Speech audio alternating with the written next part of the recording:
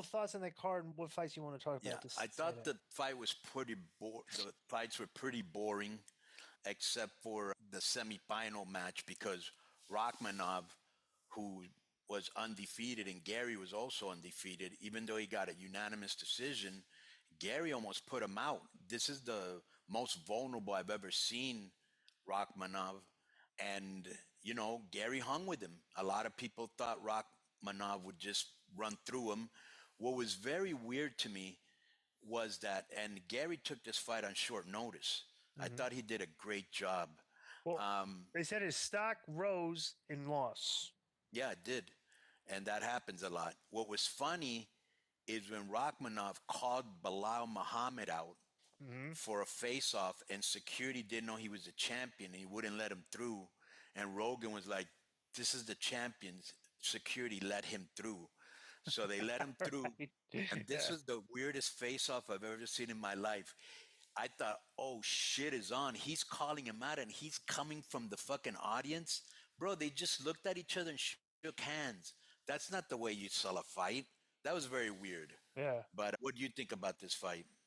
Well, Rachmanov supposedly afterwards found out he fought. Okay, now this is my question. They said he fought with an MCL sprain. Right. Okay, the torn MCL. Right. Or MCL, so I don't know how they described it. My question is, was he, when did he strain the MCL? Okay, because an MCL, you can hurt your MCL, and so often it's just a 2-week recovery. Okay.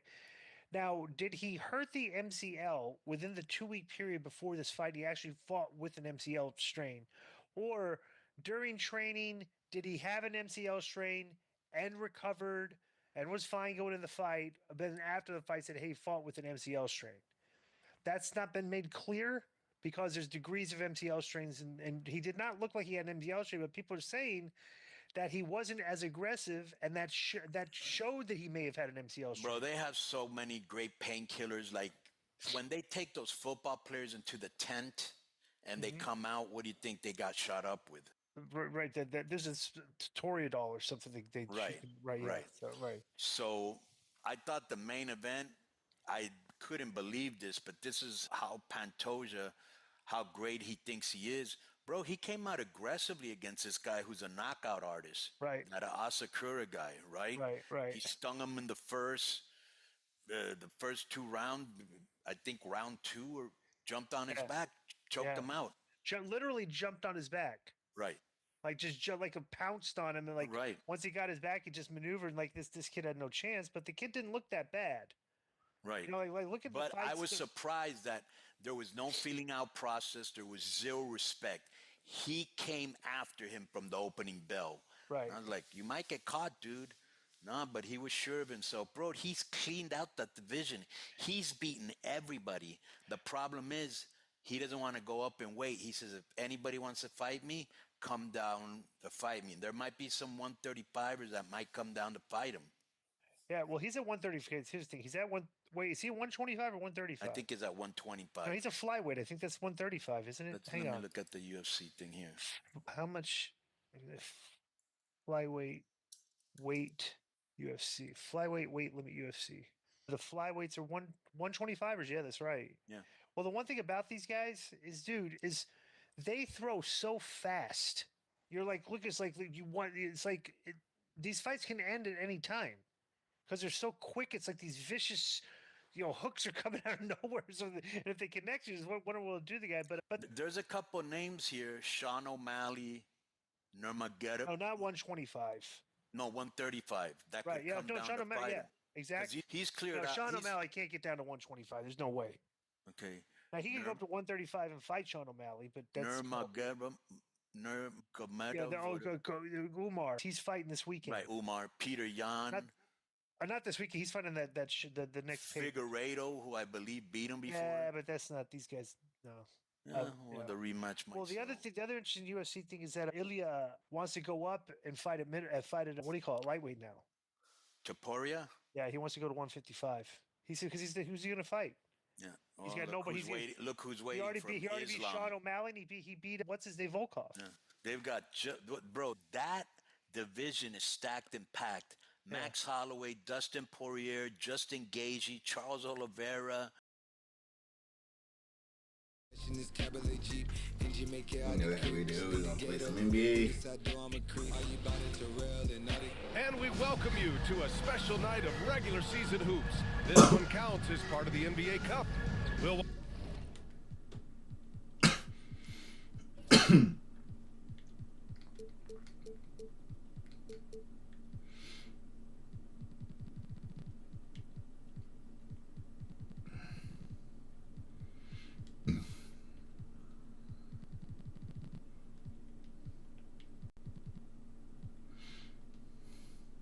watch Long Beach in this one.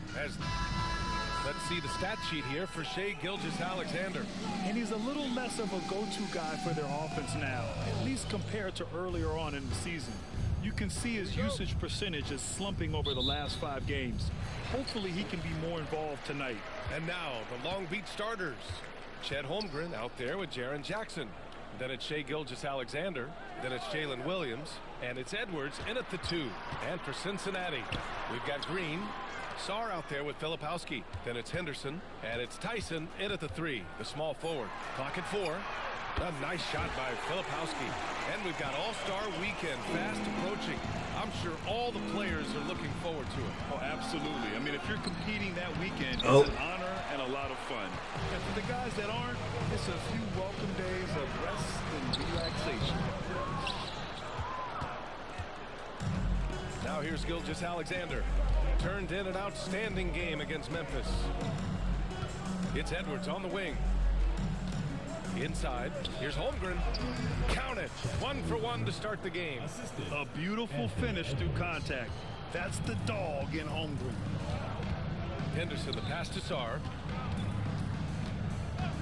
And here is Green, guarded by Edwards. Shot is up.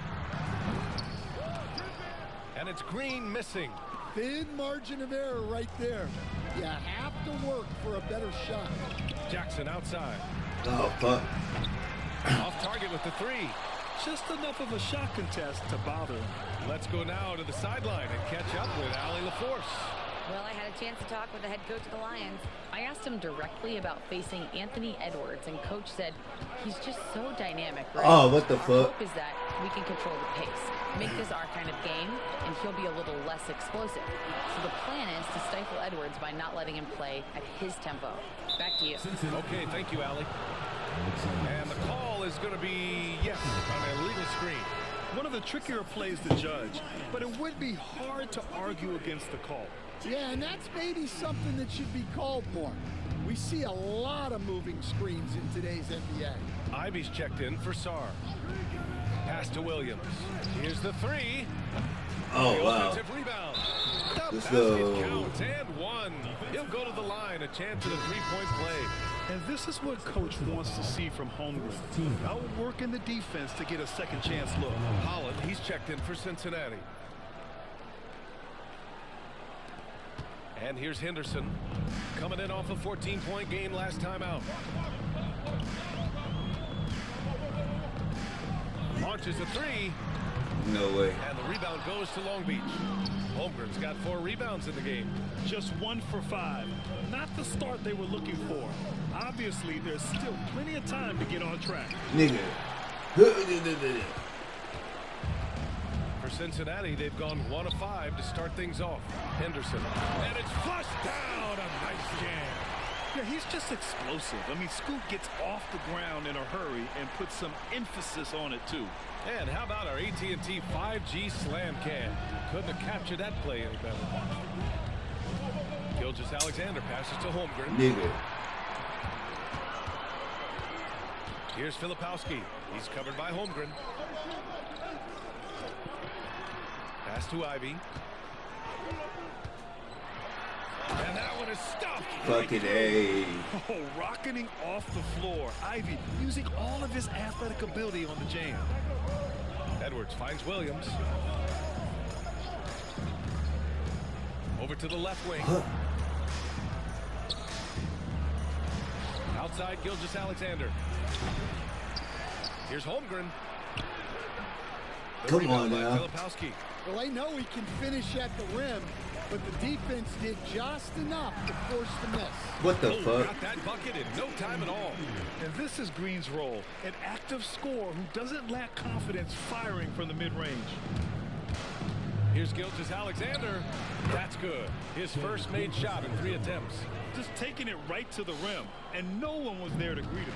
Once he gets in deep on the defense, there is no way he's missing a layup like that. Pass to Holland. Henderson against Jackson. And there's the screen. There's the triple. And it's Holmgren with a rebound. Holmgren's got 6 rebounds here tonight. And there's a whistle. That'll belong to Shai Gilgeous-Alexander. That's stupid. That's his first foul. And great job to establish position and square up.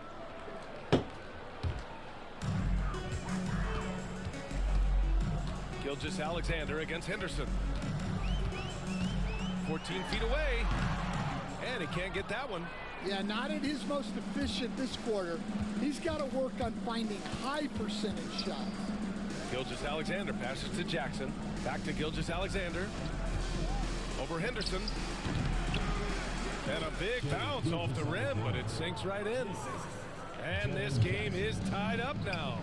Rim protection and shooting so Shit. important. Jaren Jackson Jr. has both of those skills, Stan.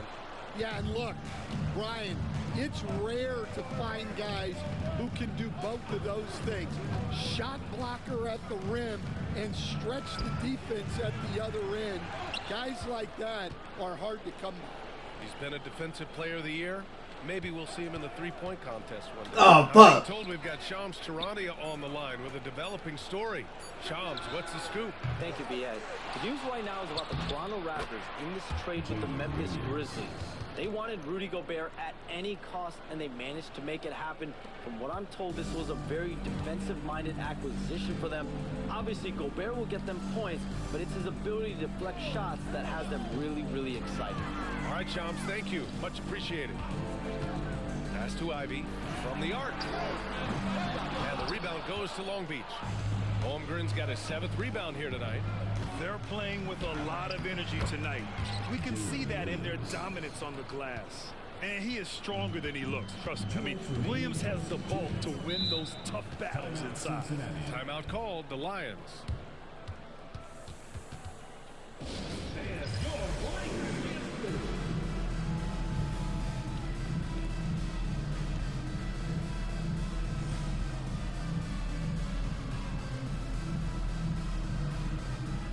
So it's both teams making substitutions here, and here are the latest power rankings. A good picture of how these teams have played coming into February. Taking a look at Houston, they're building some momentum right now and aiming for a spot in the top 5. Well, right now for Long Beach, they've really lived up to the hype surrounding them this year, proving they're at the absolute top of their game. And here's Quickly. He'll bring it up for Long Beach. Pass to Holmgren. Blocked! And they're on the run. Oh, there's a killer two-hand slam. And there's Henderson, just so quick. I mean, he loves to get out and run. Quickly deciding where to go with it. A good look from Holmgren.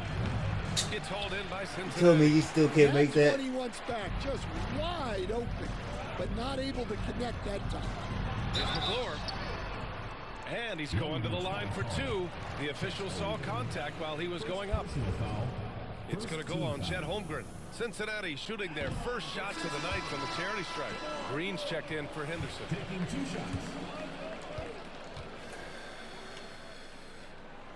Good on the second one. And Long Beach has possession. They trail by 1. And this game, the first chance they've had to see Cincinnati. And despite the difference in talent level, these teams were fairly evenly matched last year. Way to rise to the occasion and snatch back the momentum. Yeah, plenty of lead changes in this game. It's gone back and forth. Rejected by Holmgren. And you can't forget about Holmgren's reach, especially when he's nearby on defense. Down low. Here's Jenkins. Oh. McClure grabs a miss. Cincinnati has gone 1 for 5 from 3-point range. A cold start. And it's hammered home by Green. Come on, B.A. He sure can rise. Grant, that's as good as it gets. One of the best in the league. Quickly from outside. Can't get his first shot of the game to fall. For Cincinnati, they've gone 7 of 16 so far. No. No problems knocking that one down. Here's Holmgren. 5 points in the game. Pass to Waiters. Now here's McDaniels. And he can't answer back. The three-pointer offline. Here's Hayes. Misses the layup. Here's Waters. Oh. Would have counted had it gone. And at the end of one, a closely contested game so far. Lions out.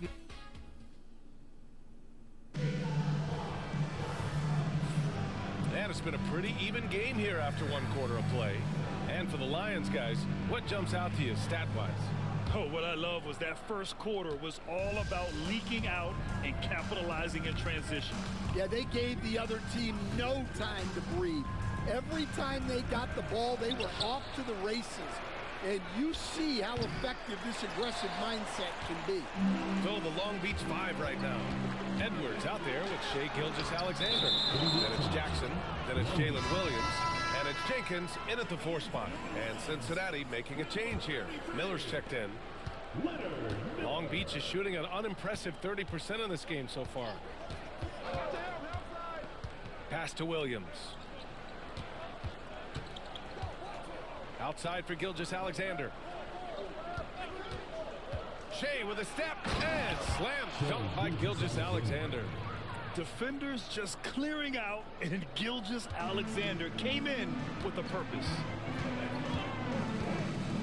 No, no. Green for 3. Edwards pulls it in. This has been a close game in a lot of ways, but they do have an edge on the boards. Oh, and makes it with the kiss. Edwards gotten his first bucket of the night. And the chess match continues. 7 lead changes already, and we're still in the first half. Hayes against Gilgeous-Alexander. Puts it up from the high post. Here's McGlure. But Nice work on the boards, but hang off for the basket. Making the most of that possession. Unwilling to give up on the play. Here's the teardrop. He can't get it to go. Ivy with the we defensive just effort. not hitting shots. Gets it to drop. Wow. Just finding room to go to work inside. Ivy really relies on his physical abilities to get a close-range shot. Outside Gilgeous-Alexander. Jackson with a screen on Hayes. Gilgeous-Alexander attacking. The kick out to Edwards. From outside the arc. Edwards can't get that one to fall. Cincinnati leading by 3. And here's Ivy from the arc. Counted from distance. Ivy's got 5 points now this quarter. He drops yet another dime, just facilitating this offense like a maestro. Now a timeout call by Long Beach. Filipowski, he's checked in for Cincinnati. Tyson comes in for Miller. And over the last 10 games, here are the shooting guards who have been scoring the best. Anthony Edwards on top. Just a potent offensive player. Can't really guard him in a traditional sense. It takes a total team effort to keep him in check. Relentless, consistent, Fuck. aggressive. There are plenty of words to describe him. He's the kind of scoring threat every team needs to compete at the highest level.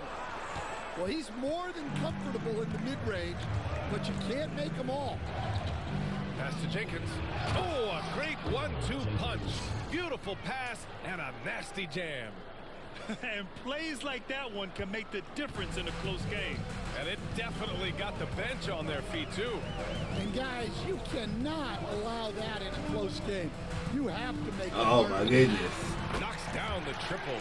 Hayes has got 6. Stan, you've coached some great defensive anchors in your time. Who do you view as the best in the game today? Well, Brian, you probably have to start with Rudy Gobert. but we've got guys like Brooke Lopez, Jaren Jackson, Anthony Davis, and then we've got 2 young ones coming up that could be as good as we've seen in Wimby and Chet Holmgren. On the drive, Ivy just blitzes the defense. They don't know how to respond and end up fouling. This is his first trip to the free throw line tonight. He does not get the second one. Long Beach has gone 0 for 2 from outside in the second quarter. Well, he's going to have to watch himself now. It's a little early for that second foul. So for Cincinnati, Sars checked in for Tyson, and it's Henderson in for Ivy. Oh, Here in the second quarter, just under 3.5 minutes played. Here's Green. Oh, Green looking swift on the break. And a closer look here at the hustle stats for Cincinnati. Well, so far they've done a great job of reading the offense and repeatedly putting themselves in the right place to interrupt the play and force turnovers. And also the wow, what the fuck? has to love the hustle so far. Just playing with great energy, getting out and converting in transition. To the middle. Here's Jenkins, and the layup is good. Jenkins has got 4 points now in the quarter. And once more this half, they find a way to get great position inside. Pass to Filipowski. Knocked away. Henderson against Edwards. Outside Gilgeous-Alexander. Jackson with a screen on Hayes. SGA working through contact inside. Man, that's now 10 straight points in the paint. I'm not sure what's happened to their defense. Pass to Hayes. Back to Henderson. There's a screen. Up again. Oh, fuck. Great positioning on the putback. Yeah, inexcusable letting Henderson roam free like this. I mean, you're asking to get dunked on when you don't box him out. Jackson with a screen on Henderson. Outside Gilgeous-Alexander. A big triple. Gilgeous-Alexander. They didn't do themselves any favors with their shooting in the first quarter, but they're starting to pick it up now. Henderson against Williams. Oh, and Jackson with the block. Yeah, Jackson's length impacts both ends. Williams misses. Cincinnati leading by 3. Filipowski pass to Henderson. And he banks in the layup. Henderson's got 8. Well, the defense can't lose track of him. He's just too talented offensively. Jackson with a screen on Hayes. Here's Gilgeous-Alexander. Edwards finds Gilgeous-Alexander. 6 to shoot. Jackson the screen. SGA doing his thing in close. Just a heroic scoring effort from him this quarter. He's doing everything he can to will them back into this game. Timeout called, the Lions.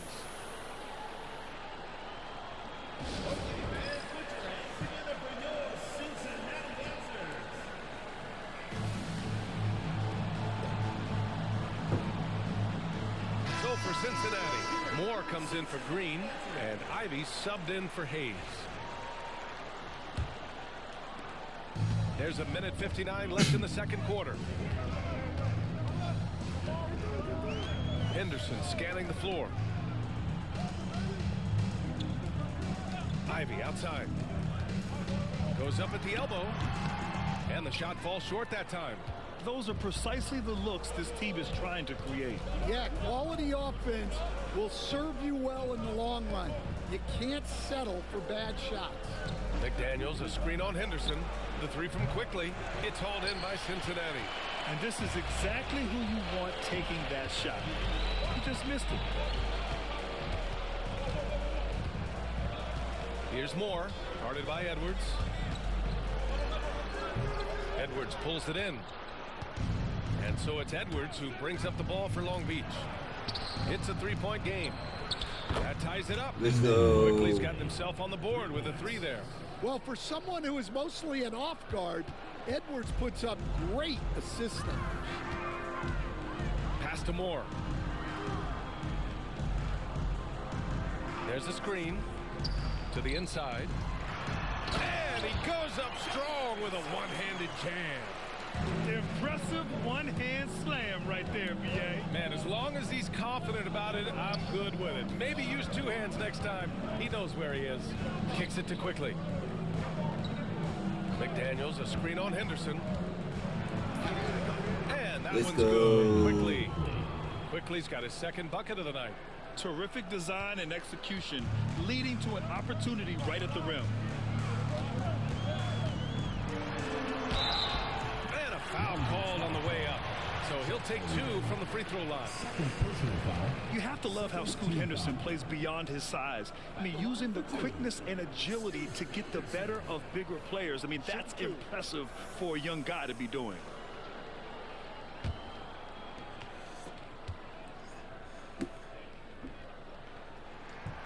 He makes a first. Well, Henderson has a lot of talent. He's a dynamic guard who plays with a real swagger and energy. I love it. In attack mode, drawing foul calls this quarter and getting to the free throw line. Here's Edwards. It's hauled in by Cincinnati. A tough loss coming against San Antonio in their last game. Yeah, I think they'd like to forget that game. You usually want Oh, to find little some nigga. teaching moments, but in this case, it might be best to just destroy the tape. Well, everyone has off nights. They just need to make sure that they bounce back strong. So the clock runs out with the score tied going into the half. And we'll be right back after halftime to get the third quarter underway. Make some noise and get ready for the fan half-court shot. Please direct your attention to...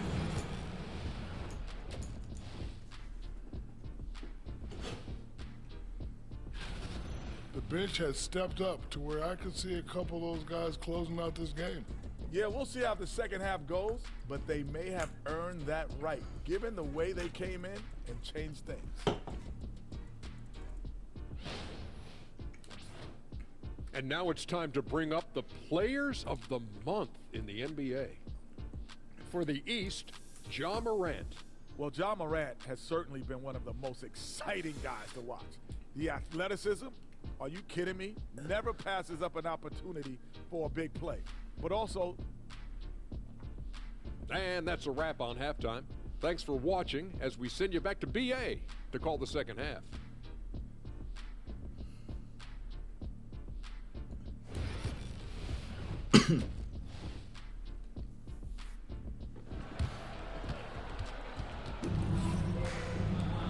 And we've got second half action for you. Thus far, a pretty evenly contested game. You know, Shai Gilgeous-Alexander has been exceptional here, guys. Can they come up with an answer for him coming out of the half? They have to change something defensively. Yeah, I'd love to see what they drew up in the locker room, because you're right. He's the problem right now. We've got Sarr, Scoot Henderson out there with Jalen Green. Then it's Filipowski, and it's Tyson in at the three.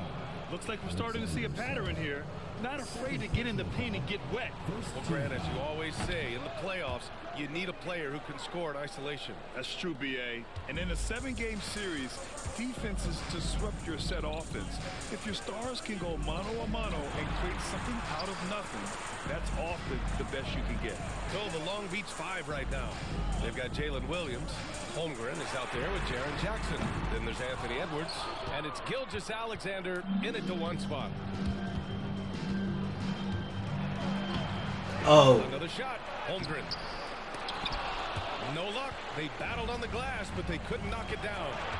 Here's Henderson. So it'll be 2 free throws. He was fouled in the act of shooting. Jaren Jackson picks one up. Yeah, despite standing about 6'2", Henderson has a big-time vertical, and he plays a lot bigger than his height. Cincinnati shooting their 7th and 8th free throw attempts of the game. He's perfect from the line this time. For Long Beach, they've gone just 1 of 3 in the second half. Jackson with a screen on Henderson. Gilgeous-Alexander passes to Edwards. That one's good. And so Gilgeous-Alexander with the assist. Gilgeous-Alexander's got 3 assists now in this one. Here's Here's Henderson. No. He took a hard foul on the shot, so he'll head to the line to shoot a pair. And that's just Henderson disregarding the defense. It's a physical lead. And this is his third trip to the line tonight, and he can't get the first one.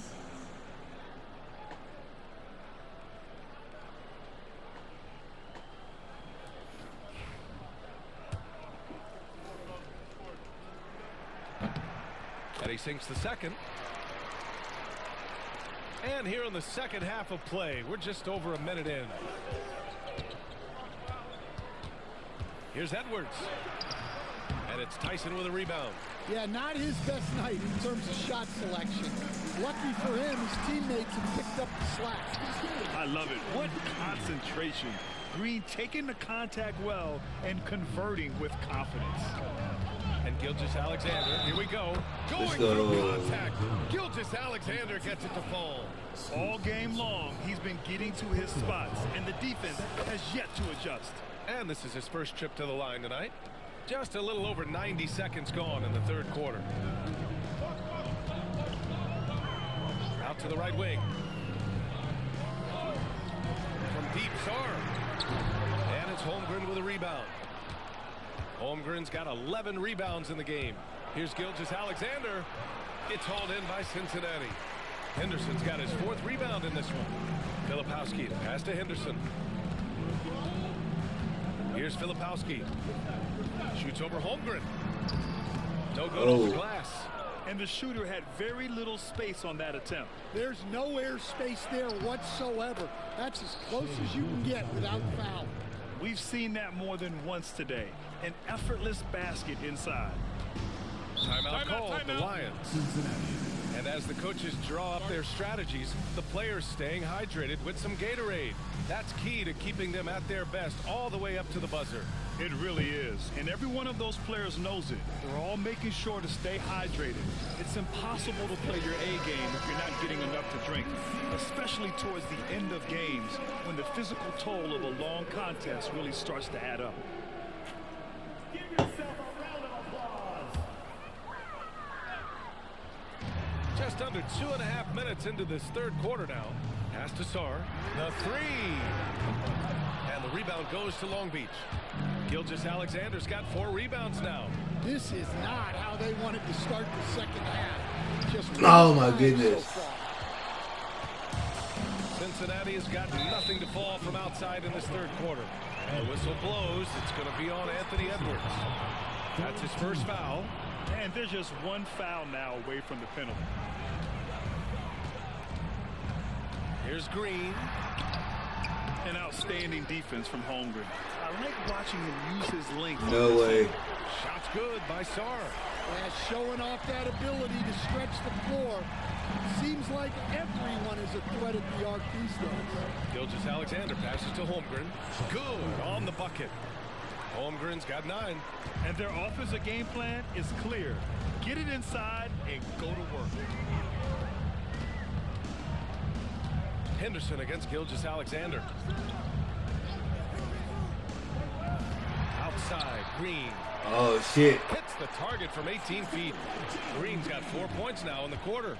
And with every shot in the bag, Green is dangerous. Screen by Holmgren. Pass to Williams. Outside Edwards. Here's Edwards cutting inside. And Edwards slams it in. All he needed was a little separation. So effective. Boy, cleared the path, put him in position for a prime-time dunk. Well, give credit to the screener there. That's how you help free up your teammates. Here's Filipowski, and he drops in the layup off the glass. He's got 5. Sometimes with that much of a height advantage, resistance is futile. Henderson against Gilgeous-Alexander. No good on the triple. Well, so far in the second half, he hasn't been able to get another 3 to fall. To the paint. Here's Filipowski, outside for Green. And stolen by Williams. To the middle. Here's Jackson. And the dunk by Jackson. Yes, sir. Jackson Jr. flushing. And it's Henderson with the ball for the Lions. Looking ahead, they've got the Warriors coming to town for their next game, and that'll put them.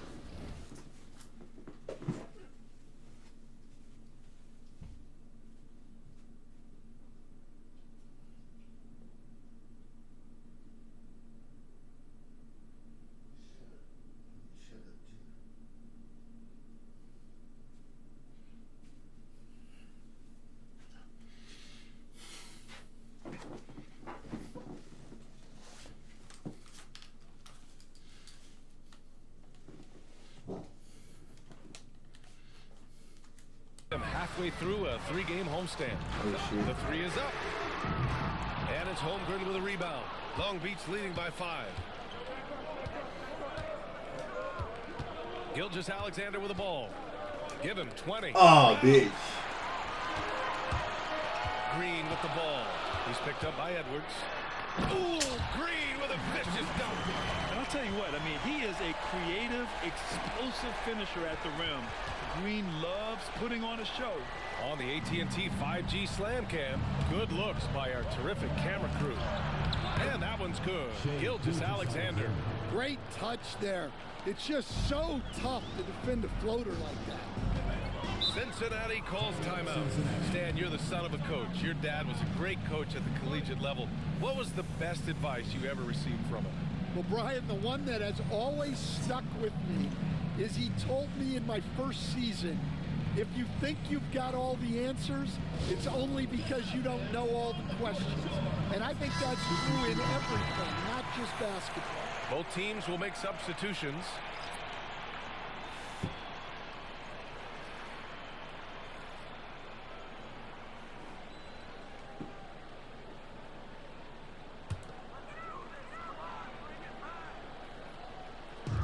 And so it's Cincinnati with the ball, trailing by 5. Here's Henderson. Uses the glass on the layup. Henderson's got 5 points now this quarter. Whoa, scoot. What a move. Quickly outside. Pass to Gilgeous-Alexander. Off target from 3-point range. He was fouling with a purpose. And in that spot, in that situation, it's got to be a transition take foul. All right, guys, what do you think about the offensive approach we've seen so far for Long Beach? Well, you've got to like that they're not settling. They're attacking the defense on the drive and creating great looks.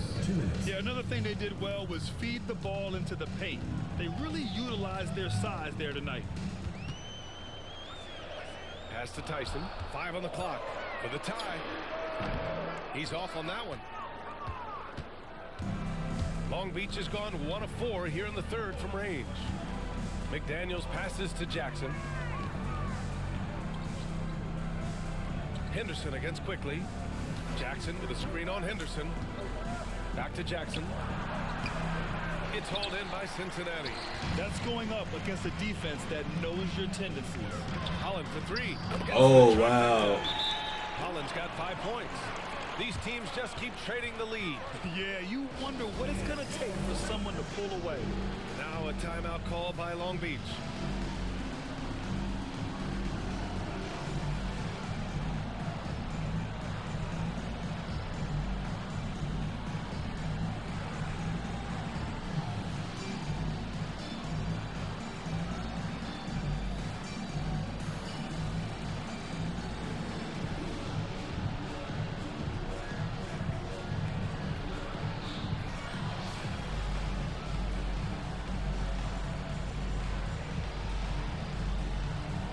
Hayes is checked in for Cincinnati. Over the course of the last month, here are the NBA's best free throw shooting teams. And looking at last month, this team really got it done from the charity stripe. Whenever you fouled them, they made sure to make you pay for that mistake. For Long Beach, they've gone 50% from the field in the third quarter, 8 of 16. Gilgeous-Alexander takes the contact. You're making it look easy. Gilgeous-Alexander is so skilled. The ball on a string, and we see him do this time and time again. Hayes against Quickly. Now here's Hayes, tightly guarded. Shot clock at 3. This one for 3. He can't hit that time. The battle of the boards has been something to watch. Quickly drives in, and he goes in for the dunk. And you have to love it. The floor general taking things into his own hands. Just the aggression they're looking for, man. Well, it's always a big plus when you have a point guard that can attack the rim like that, puts so much pressure on the defense. He's made 2 of 3 from the stripe tonight. The first one falls. They're finding a rhythm from the line as they try to cut into this deficit. And Long Beach making a change here. Holmgren's checked in, so he hits 1 of 2 from the stripe. And when you talk about Ivy, his explosiveness really stands out, especially when he's running the floor. Holmgren, the pass to Quickly. And the 3 off target. The Lions trail. Here we go. Here's Ivy. The rebound by Jackson. Jackson's got rebound number 5 here tonight. Outside Gilgeous-Alexander. Jackson with a screen on Henderson. And at the close of the third quarter, still a close game. Both teams putting up points in a hurry.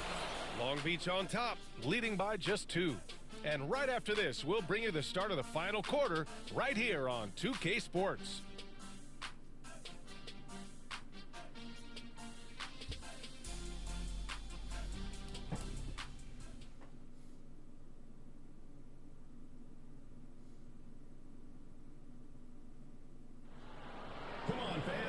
We've reached the fourth quarter in what has been a very competitive game.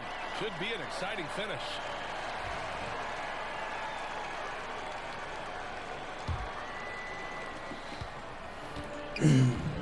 They've got Hayes, Holland out there with Green. Then there's Ivy, and it's McGlure in at the pivot spot, manning the middle. Shit. Oh. Ivy's shot is off. Well, the defense got lucky there. More often than not, he's making that shot. And he gets it to go as they call the foul. He's on his way to the line for one more. Gilgeous-Alexander is just that good, finishing the play through the foul. Here's Ivy.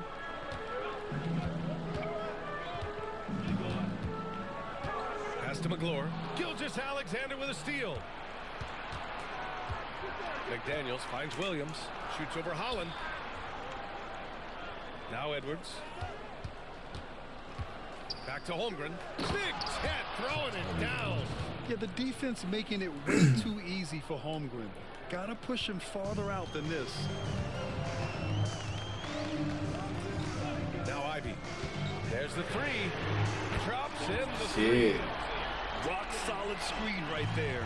The defender got completely lost. Yeah, you've got to lock and trail hard.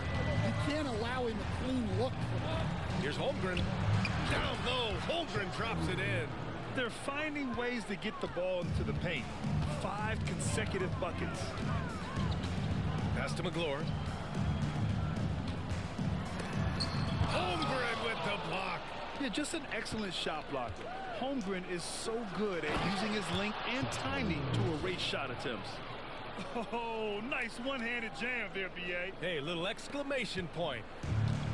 Cincinnati has gone 1 of 2 from deep in this quarter. Gilgeous-Alexander against Hayes. Here's Green, and he drives in. Soft touch off the glass. This is where Green is most effective. He's got a great feel for scoring inside. Here's Gilgeous-Alexander. Shit. Some solid defense from Hayes. And here's Ivy from the arc. That's good. And now he's 5 for 11 in this one. Here in the second half, they're really focused on stretching the floor. Yeah, and where has the defense been? They've been content to let them fire away. They've got to close out to the arc. Gilgeous-Alexander finds McDaniels. That one goes in. They have no answer defensively inside. A touch under 2.5 minutes have passed now here in the fourth.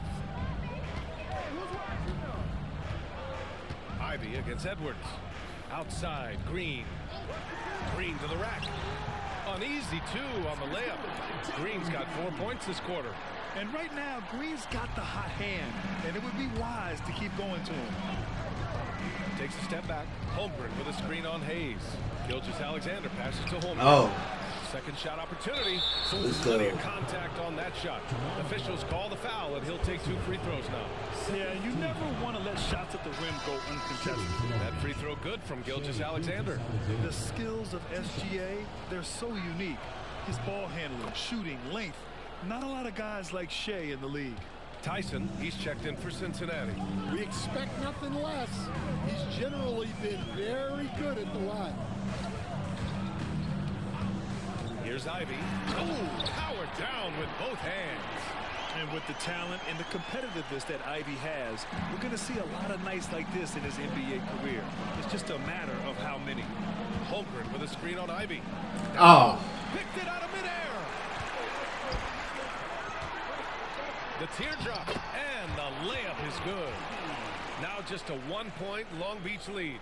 He's giving his all here in the fourth, sinking 4 of 5 shots.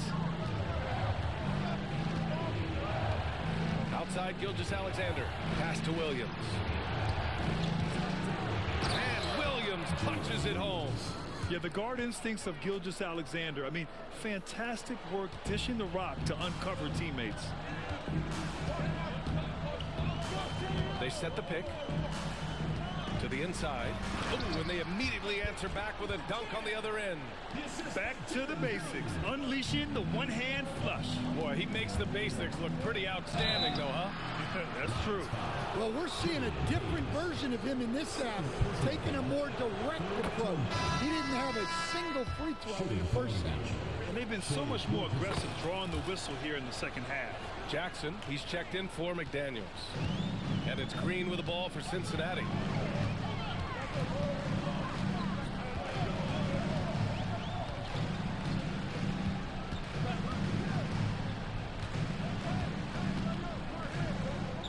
Clock at 6. Pass to Filipowski. And Sarr with the basket on the assist by Filipowski. And you look at how they've come out in the second half. It's almost like night and day. Yeah, you can see it in the hustle stats. These guys have come out with a different mindset and seem much more motivated here in the second half. Here's Filipowski. Oh, shit. Here's Tyson. He nails No it. way. Tyson's got his first 3 points of the game. Coming down the stretch, they've leaned on the perimeter game. Well, if you're looking to get points in a hurry as the game clock's running down, that's certainly the way to do it. Gilgeous-Alexander feeling it out a bit. Shit. It's hauled in by Cincinnati. Sarr's got 6 rebounds in the game. Inside. Nice pass, nice catch, and a resounding dunk. That's just a great pass. Excellent vision to see the open spot in the defense and lead him to the score. Holmgren with a screen on Green. The kick out to Williams from deep. And it's Tyson with a rebound. Cincinnati has gotten 3 threes to fall out of 4 attempts here in the fourth. Oh, deflected. Misses from close range. For Long Beach, they've gone 7 for 11 so far in the fourth. The focus from Holmgren there. These moments are important for Holmgren's development. Needs to keep sinking those big-time shots. Henderson against Gilgeous-Alexander. Here's Tyson. Oh, and there's the whistle on the shot.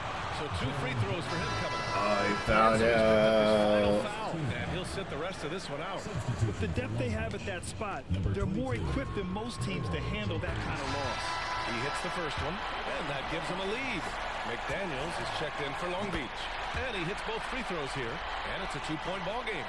And just incredible confidence at the free throw line. That is how you win close games. Gilgeous-Alexander on the wing, defended by Henderson. The kick out to Williams. 3-pointer. They grab their own miss. Gilgeous-Alexander. It's tipped. Let's go. Boy, Henderson has a flair for the dramatic. What a block. Fantastic ball movement for them tonight. And things are definitely working offensively. A balanced attack is just so much harder to defend. pulled the shot a little left. The bounce goes his way, though. Absolutely fearless. Green takes the big shot like it's any other bucket. Oh, obviously, Gilgeous-Alexander has the will to win. What a relentless effort. And here's Green from the arc. And the rebound goes to Long Beach. Left side, Gilgeous-Alexander. Outside, McDaniels. Now here's Holmgren. It's Edwards on the wing. Green covering. Here's Williams. And the go-ahead bucket, no good. And here's Cincinnati. Here's Tyson. Here's Green. No good with a layup. Gilgeous-Alexander against Henderson to take the lead. Let's go. Let's fucking go. That is as clutch as it gets. Big time play. Yeah, don't you just love to see a player embrace that kind of pressure? Cincinnati calls timeout. All right, thoughts on what coach is going to do here? More than enough time to get a bucket. No doubt, but they might have to draw up something that the defense isn't expecting.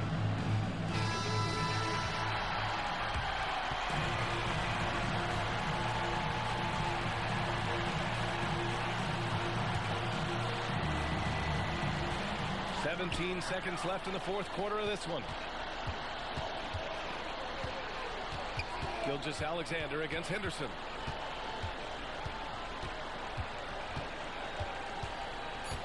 Pass to Sarr. Lets the three fly. Oh my! What a shot! Oh my shit. All right, what are the considerations at this late juncture? They've got just enough time for a catch and shoot, but it needs to be immediate.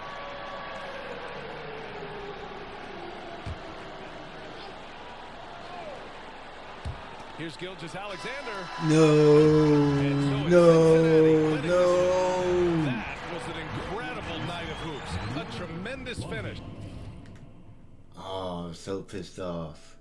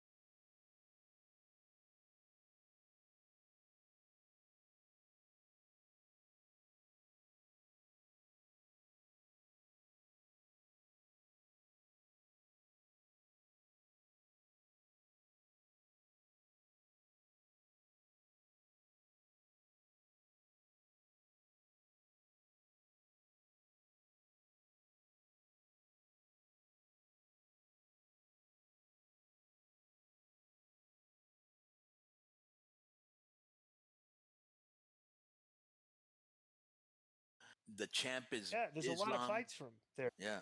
I wonder, because people were talking about if he goes up, he should test himself against Poirier. Right. Poirier's a pretty good gatekeeper. He keeps his spot. Right. He's like just and he's shy always of the in champion, action. right? He's always action packed, and he always brings it like Chandler. Yeah. You know, so And like or like Gaethje, or like Oliveira. On 2 separate occasions, they've given Poirier a guy that if the guy beats Poirier, he's going to get a title shot. Right. And Poirier's beat both the guys. Right. You know, so he's like, because he's not old and washed up, bro. Right. You know, Right. Exactly. Yeah. He's a good fighter. You know, He can still bring it. He's still got dynamite. Right. But any good UFC matches coming up? Oh yeah, our boy Colby's fighting this weekend. Oh really? Yeah, fight night. He's main event against this guy Buckley, who's actually it's on a hot streak. But let me actually look at the odds on that, because that's an interesting fight. Because Colby looked terrible his last fight against Leon Edwards. Well, because he doesn't fight anymore. Right. Those long layoffs, they'll get to you. Yeah. Like he couldn't solve that puzzle. Hang on, let me look. Because you could tell John Jones was training in his layoffs. Who knows if Colby's not partying and. You know what Colby does?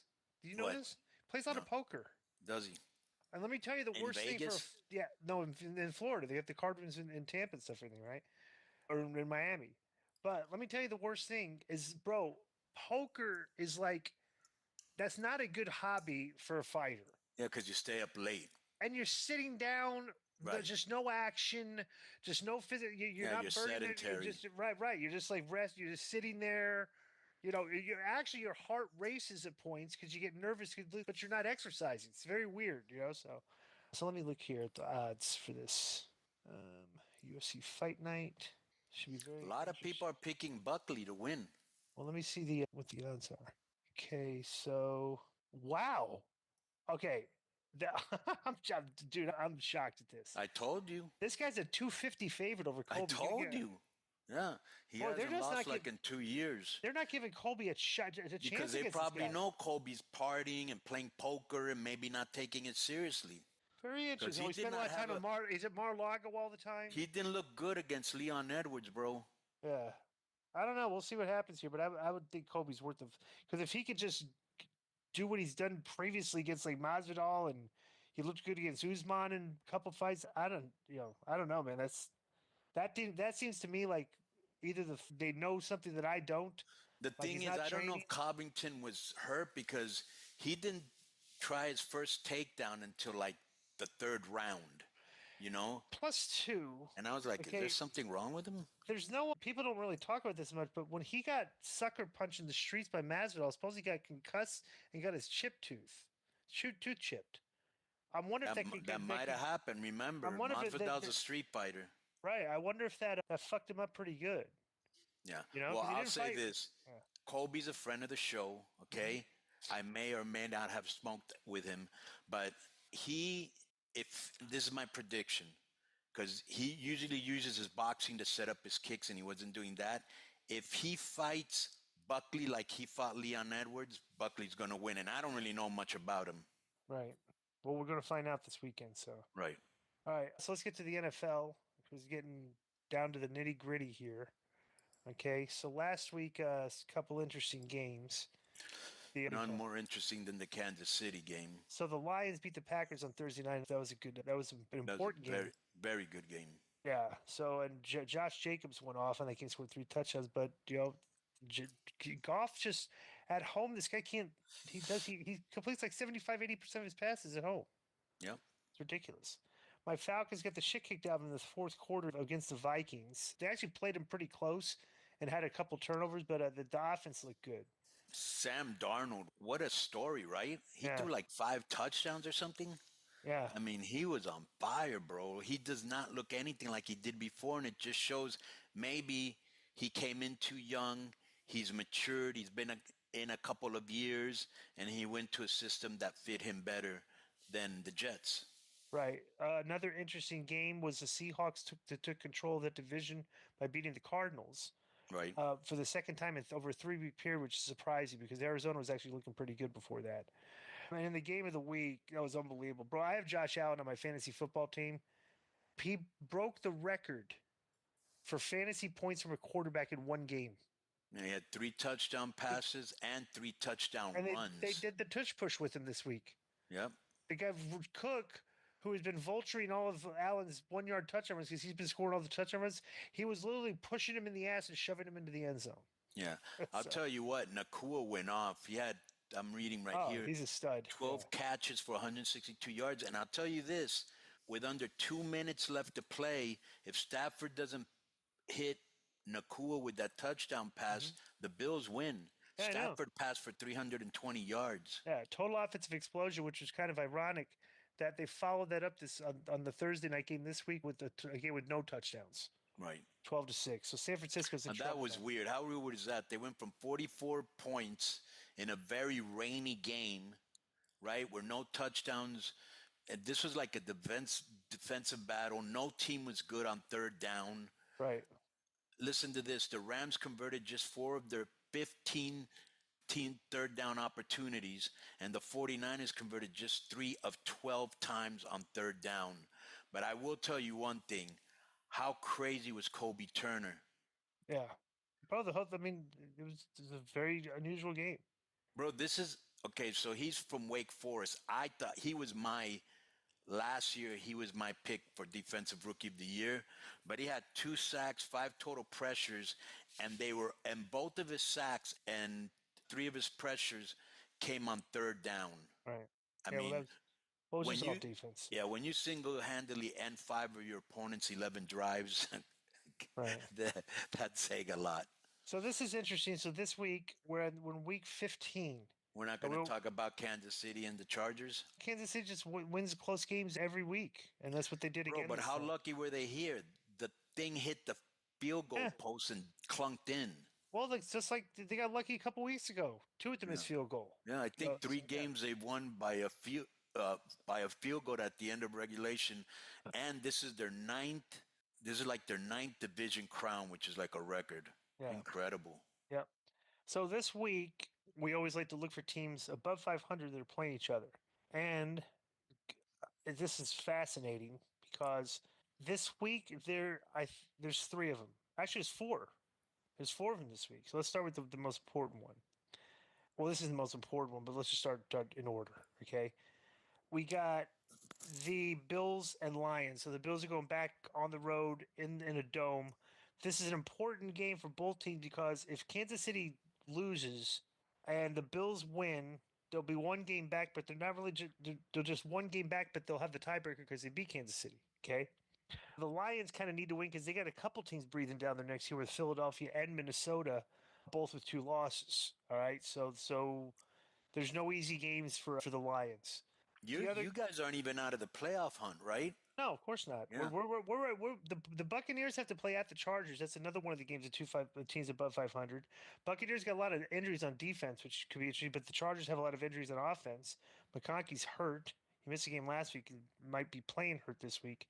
But if the Buccaneers lose and the Falcons beat the Raiders, the Falcons are back in first place because they beat the Bucs twice already. So they'll be tied, but they'll have the tiebreaker, right?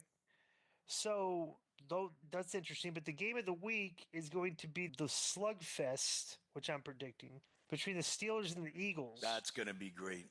I don't know if it's going to be great. I think so. Because, bro, the over-under is like 43 Pittsburgh's very points. Physical, even though that Both Eagles defense, that Eagles defense is no joke. I predicted that this game would only last like 2.5 hours.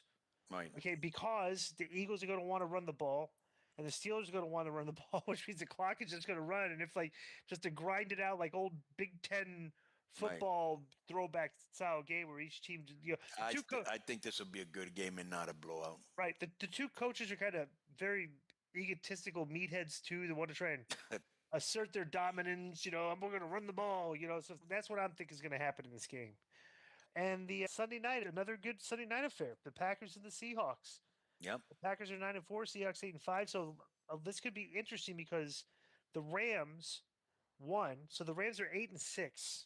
Okay. Right. And the Seahawks are 8-5. So they could be tied if the Seahawks lose. So, bro, the Rams were like 1-4. I know. That's how they were 1-4. That's right. Yeah, and now all of a sudden they're sitting here like, bro, what a great coach Sean McVay is. I mean, he went to my high school, right? No.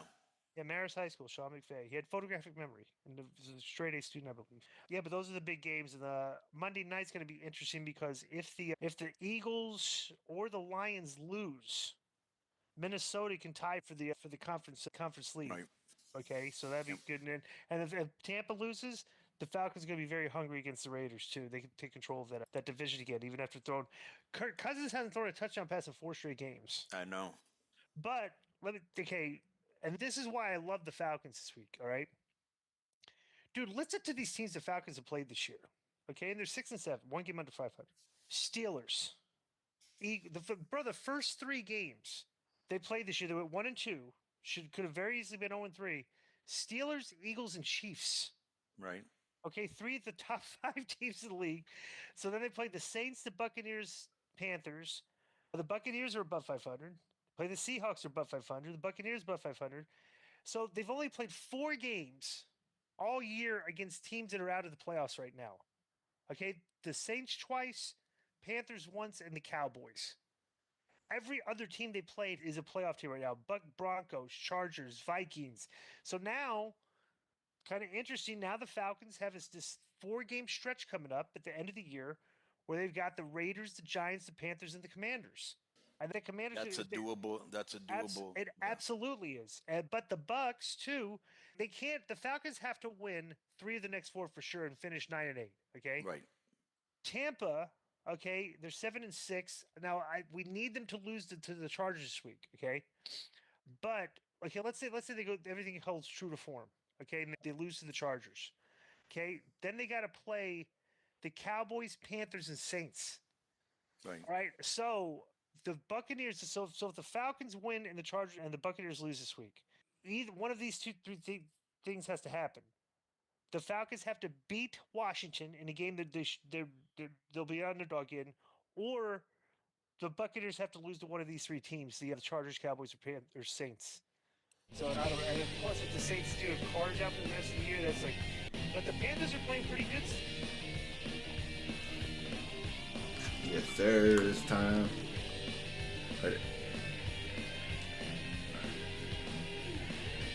Yes, sir. It's time for some rest. Let's turn it off with King versus Cammy.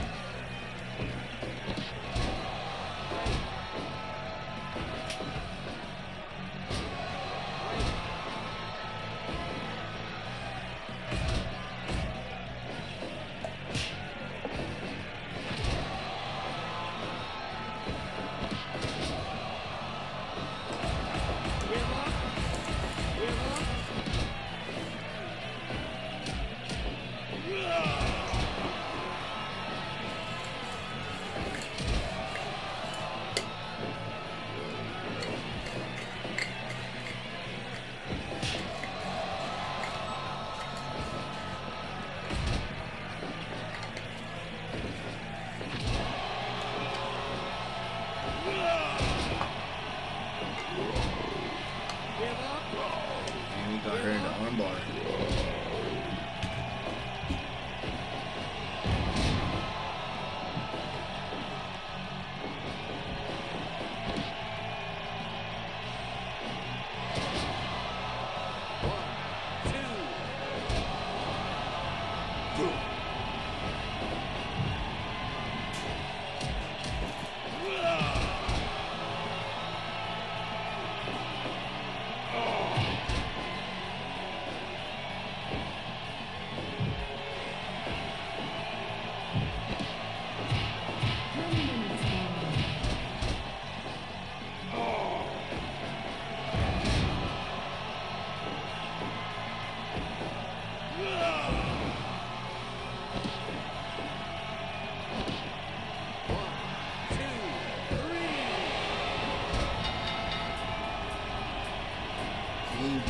Win, okay.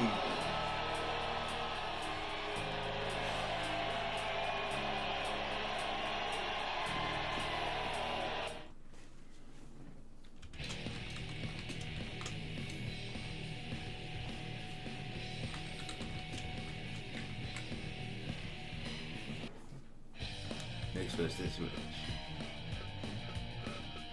Kobe Bryant versus Jay White.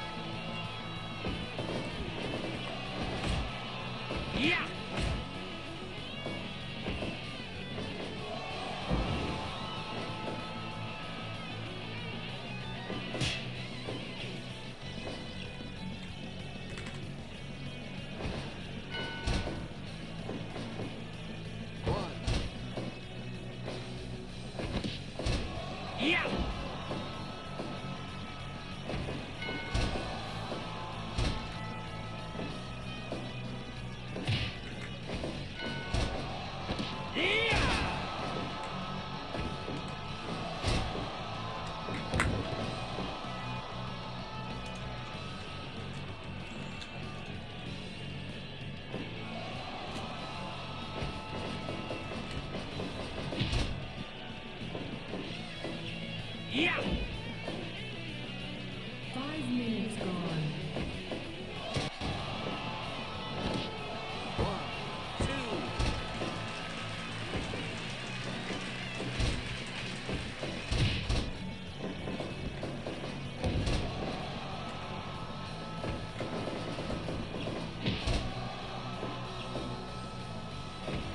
Yeah!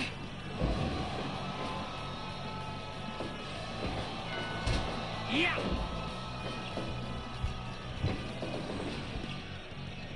Yeah! Yeah! Yeah! Yeah!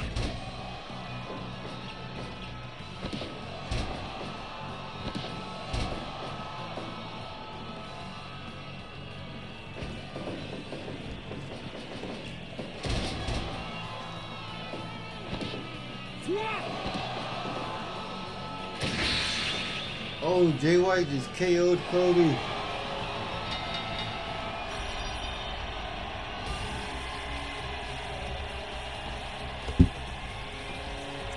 Holy shit.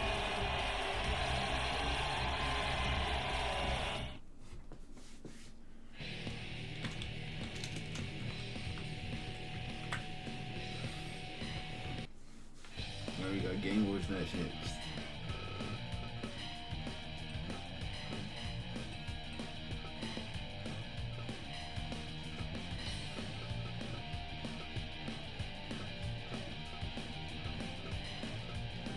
Mysterio. Bandito. Keo against Steve-On, Rubber Ray, and Mike Tulsa.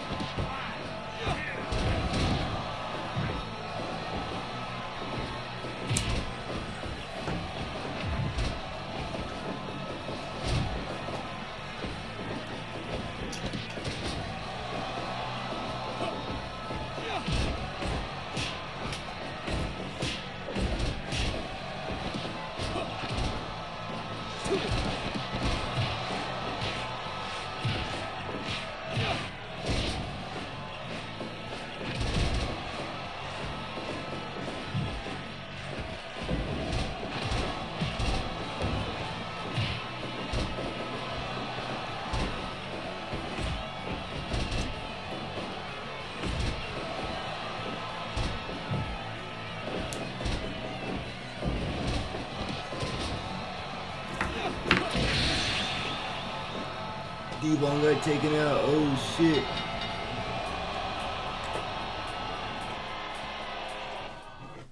Got KO'd.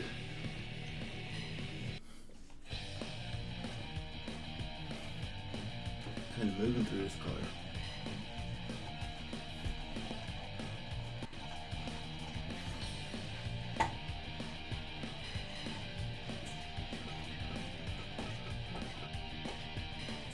Sour.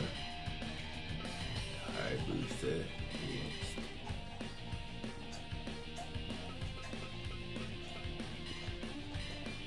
Randy Savage.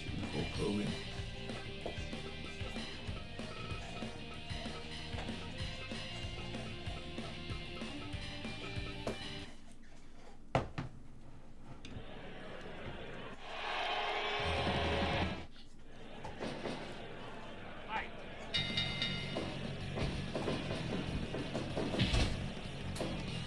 Fool.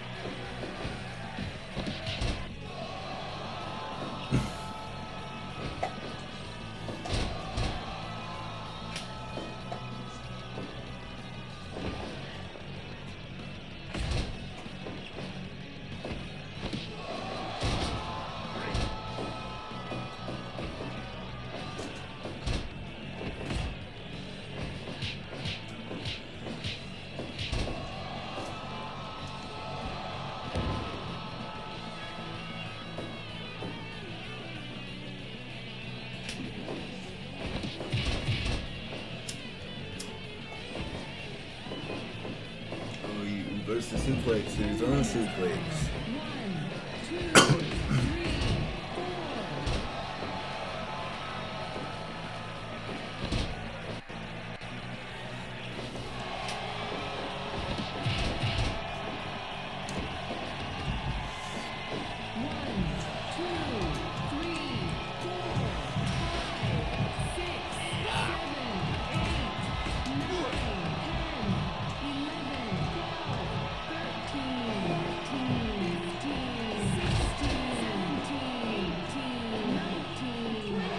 Damn it.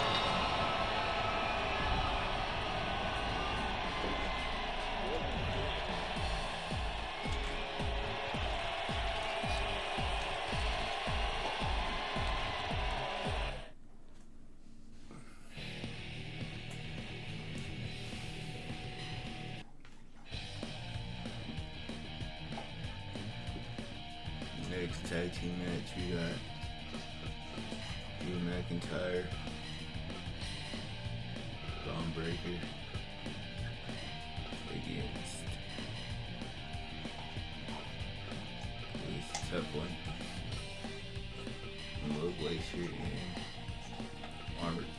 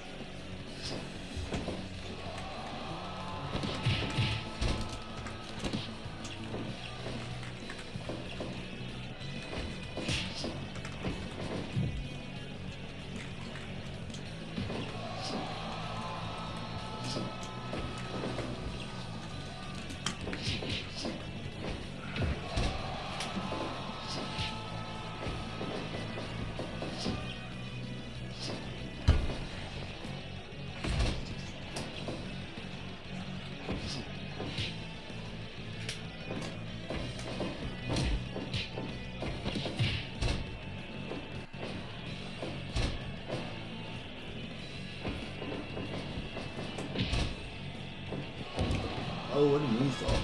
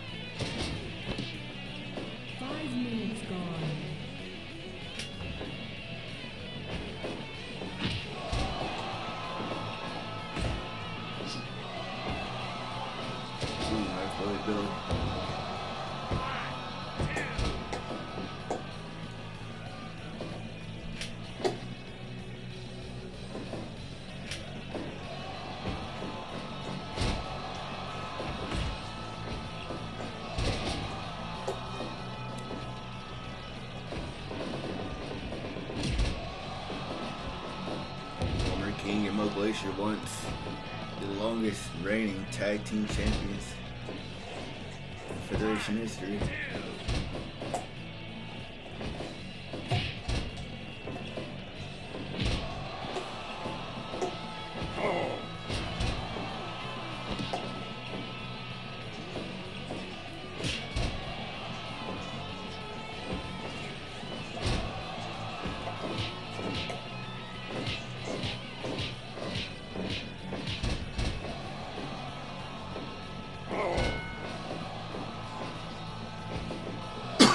Oh shit.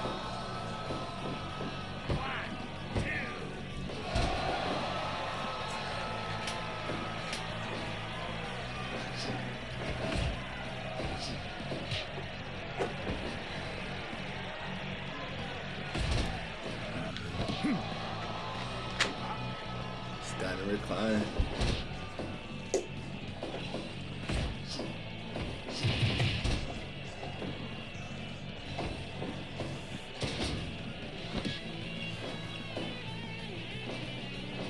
Another standing recline. He's trying to get the submission.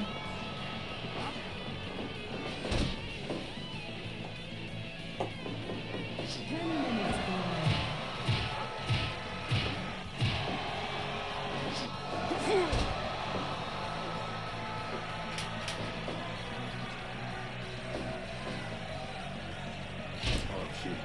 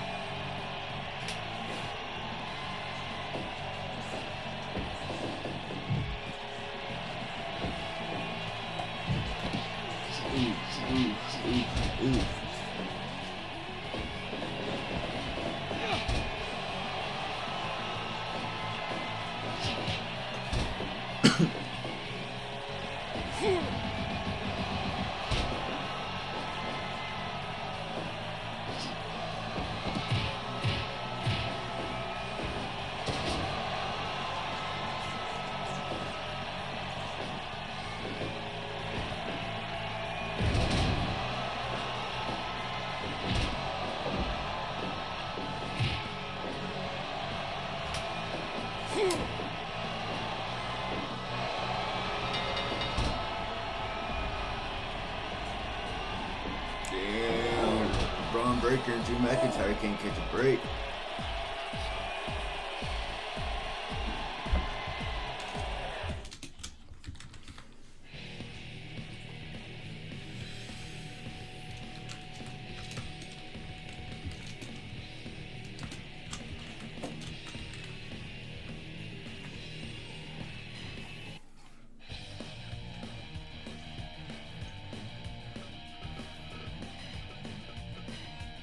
Semi-main event, number one contender for the Southside title, Terry Gordy. It's D-Mob. With Joe Briscoe as always.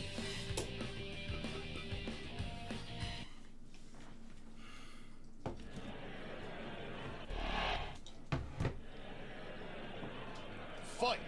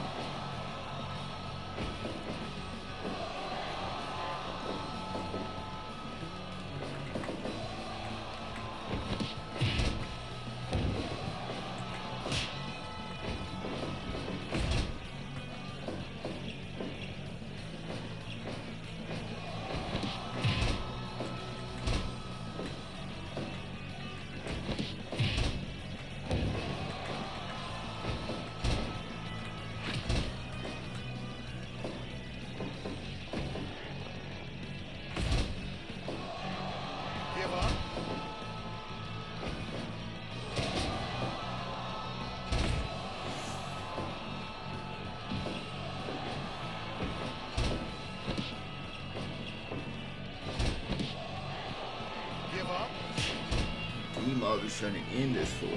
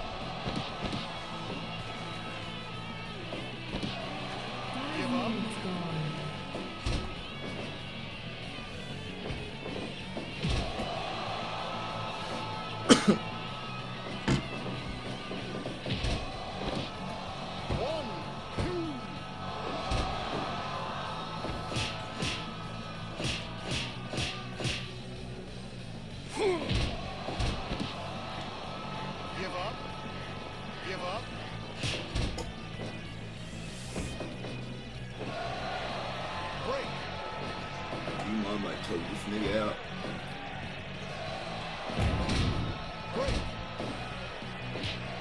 Terry Bodie ain't never fought nobody this big, other than Zangief.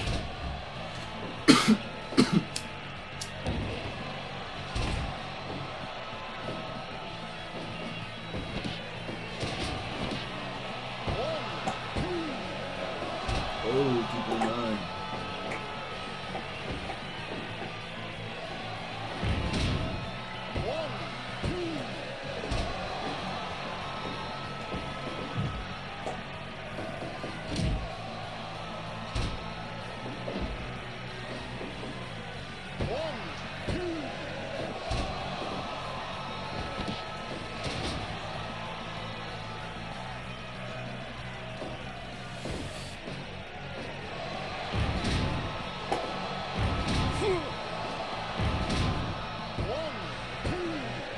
Oh shit.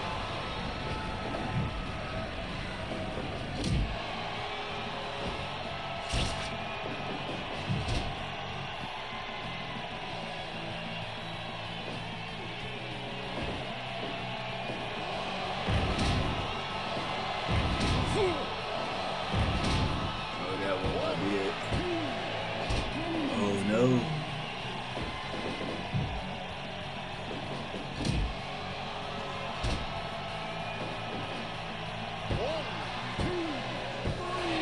Damn, the lariat got him.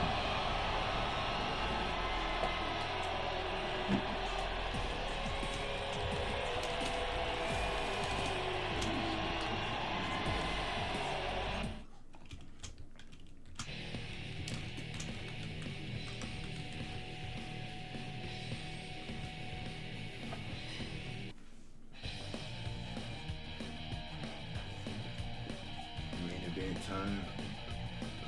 Number one contender for the East Side title. Two homies against each other.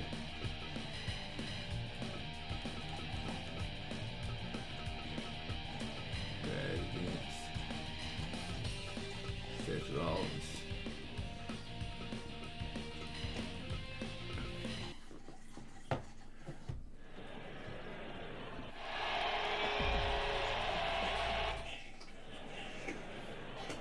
Fight!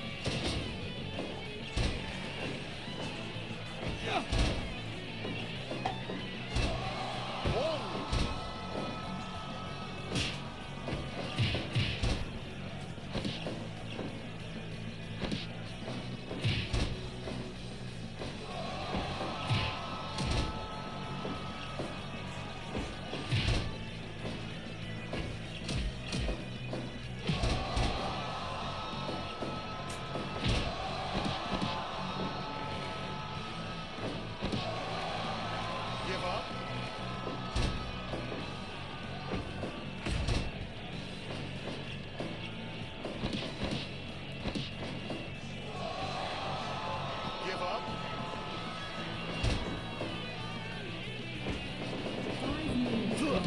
Oh, swing blade.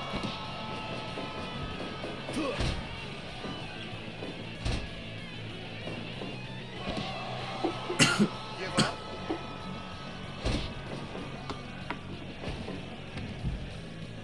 One, two.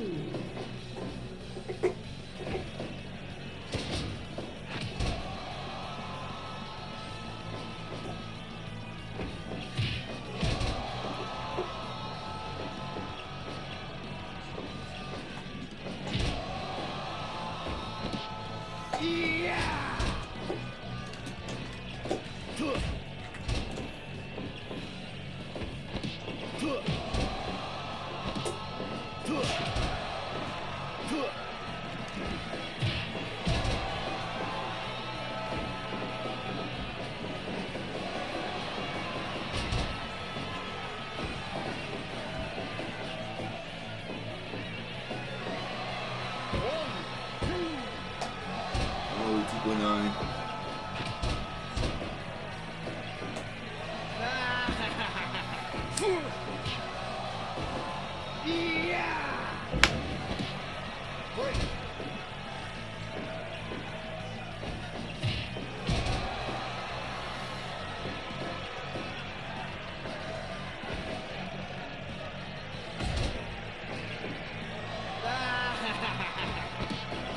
Damn.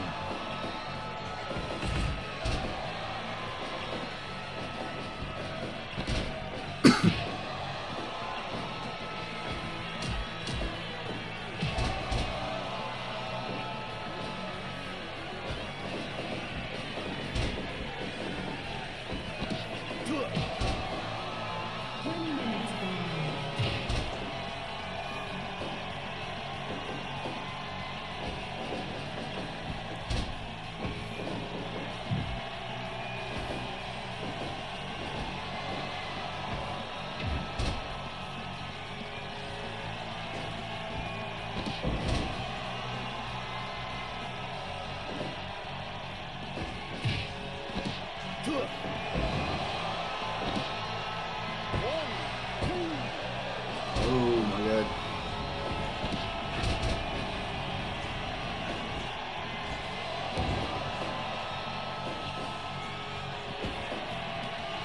The winner of this match will be facing Vader.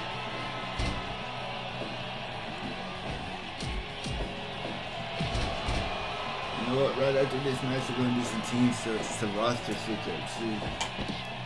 He's going to be having new factions going into the pay-per-view.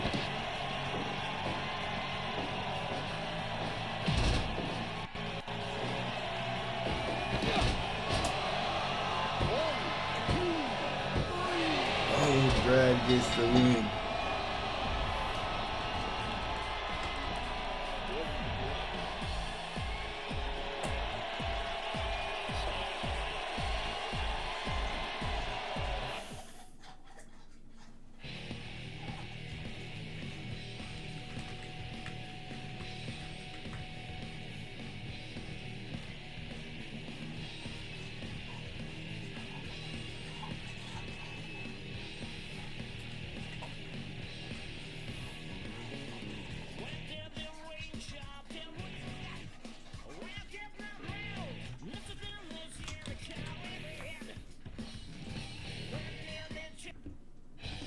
Alright.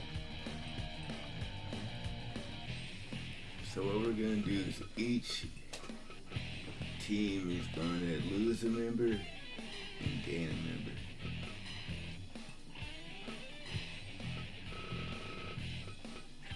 So let's take niggas out first.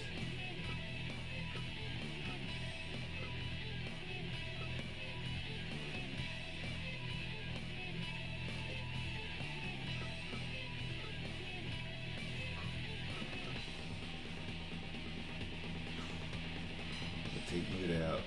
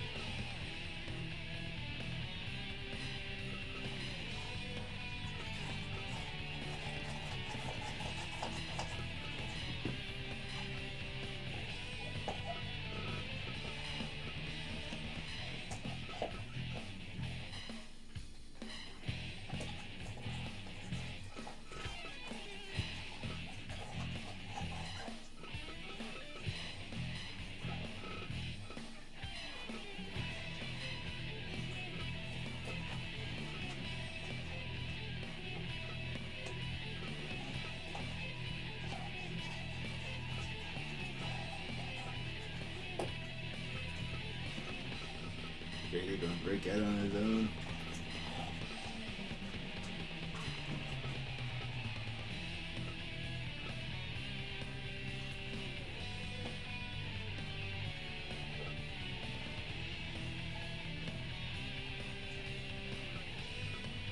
Wait, all these guys are in situations right now, so they get a pass.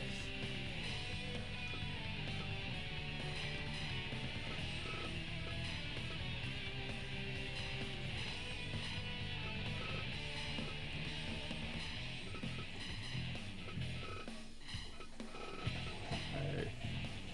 We're gonna send Rock to the Legend Squad.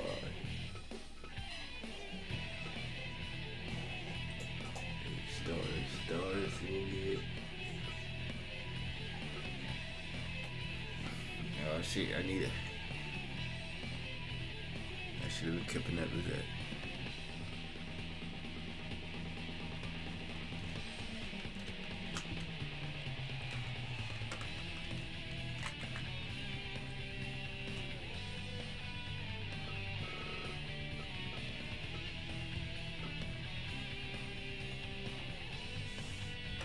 Took me out of his team. I took Boys out of Chaos.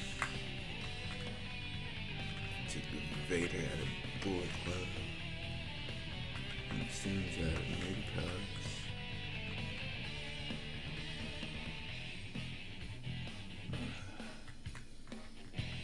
Took no one at the end of your. I took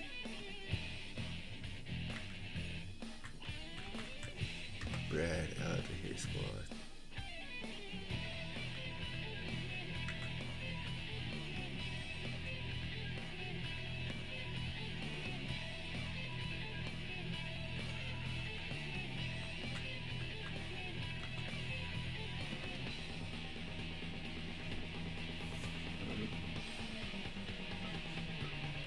For the winner's circuit, wait, I gave them to replace it, right?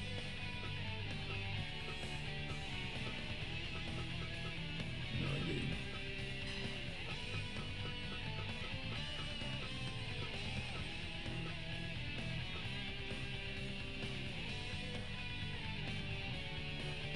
Kobashi. Oh, that was the other one.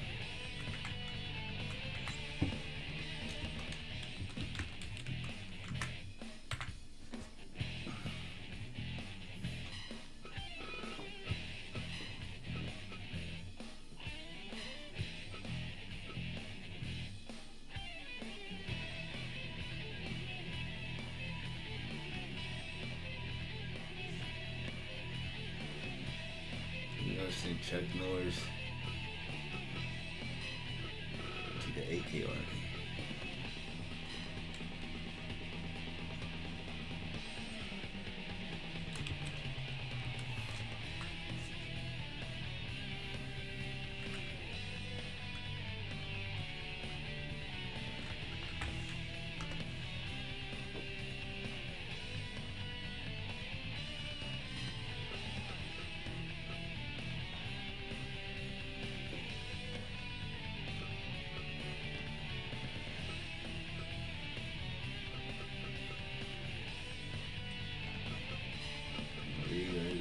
Good.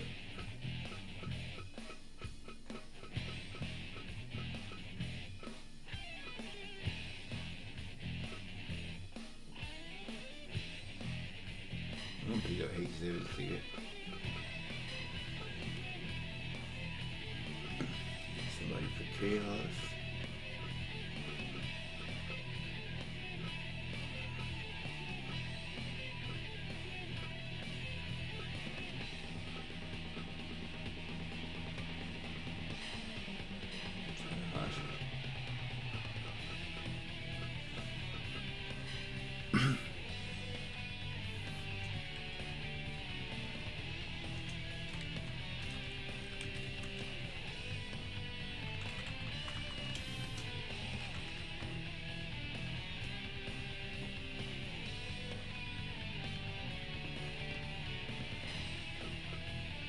Right for Bullet Club.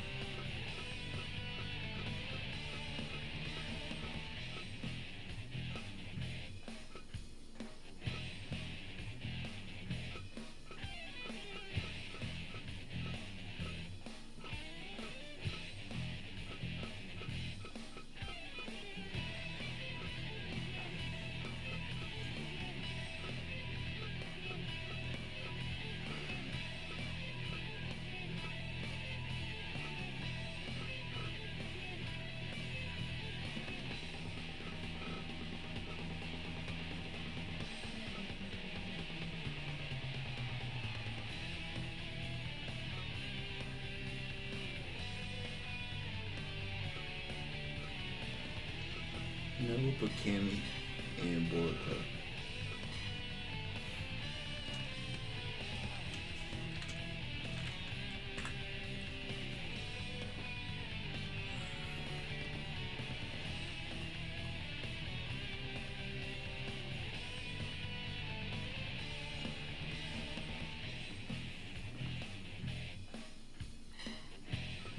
Alright, we're gonna add a few people to the hit squad.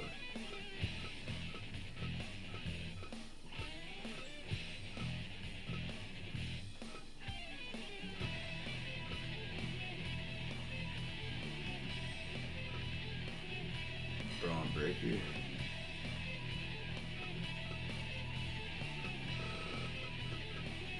Drew McIntyre and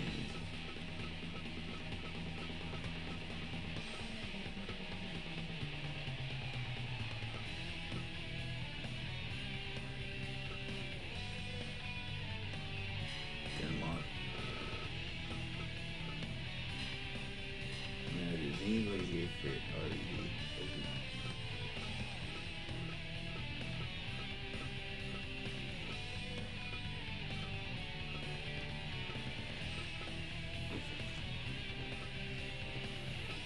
Then we'll add some other niggas.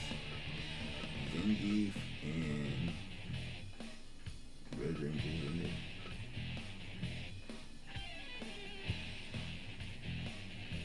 Cody.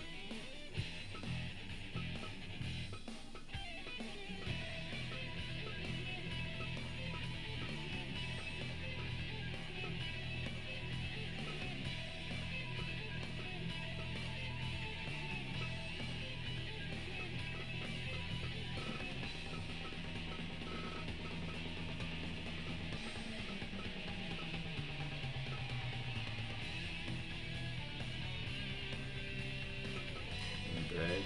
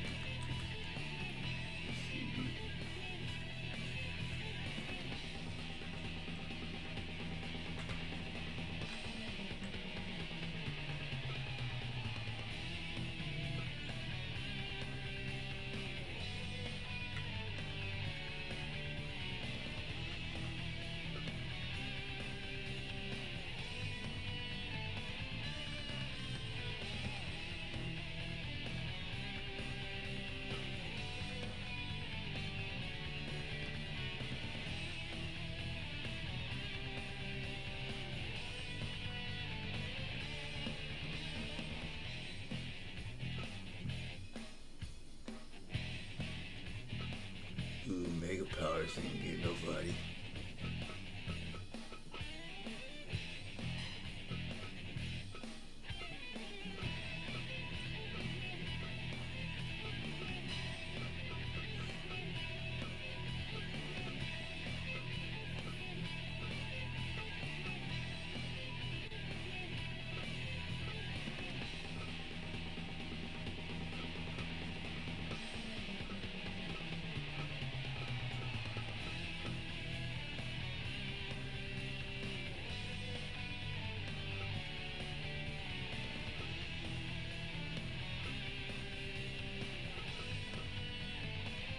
You know what?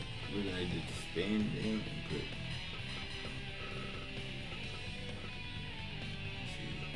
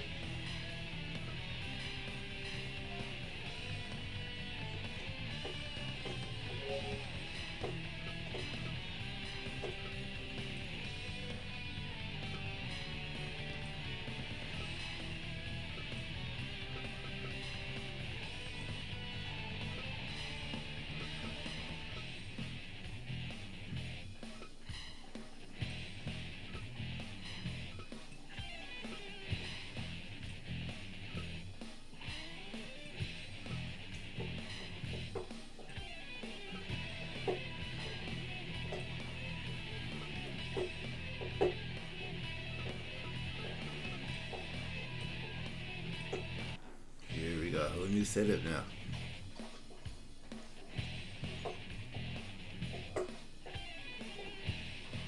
Switch it up a little bit.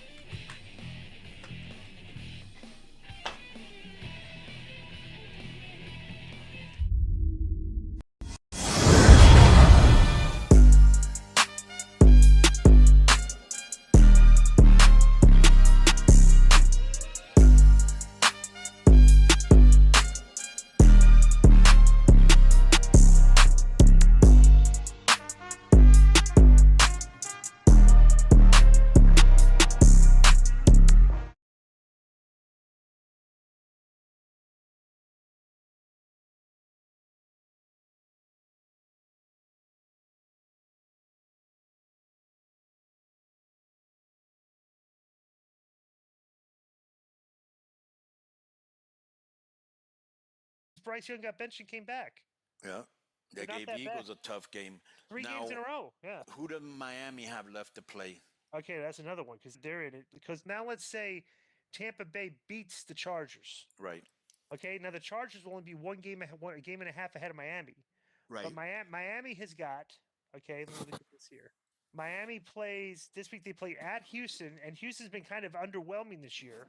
Right. They're not like they were last year because CJ Stroud's. It's kind Right. of I weird. had them winning their division this year. Well, they are winning the division, but it's not like Yeah, but not with a. I thought it would be with a better record than this. Well, they're in the worst division in football because you Yeah. got the Colts are the Colts aren't even above 500. You got the Jaguars and the freaking that other crappy Tennessee's terrible. Okay, Right. all right, but let me see here. Dolphins have. Why is it so hard for me to find this? Okay, so the Dolphins play this week. They play at Houston. Then they play. Oh yeah, then it gets a little dicey because they have to play against the 49ers at home. Okay. That's the 49ers are still alive, but that loss last week. We Did should you be see, able to win those. bro? Did you see what happened that game last night where the linebacker just quit? Yeah, he didn't want to come back out. Yeah. Yeah. Do you know the story behind that? And I like when they asked the coach about it, he goes, "I'd rather not speak about him." But no, I do not know the story. Okay, so here, pull your mic down. So they had a.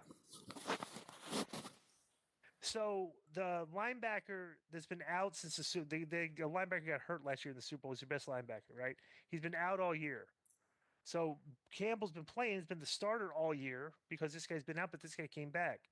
So Campbell had to go to the bench, okay, because he got started. But Campbell didn't even get into the first half, right? Then this guy tweaked his knee or something, and Campbell had to. They asked him to go in. He says, "I'm not playing," and just quit and walked to the locker room because he felt bad that he didn't get to play because the other guy came back. No, brutal. Brutal. Okay, That's not professional at all. So Miami, this is a big one because they need to beat the Texans, right?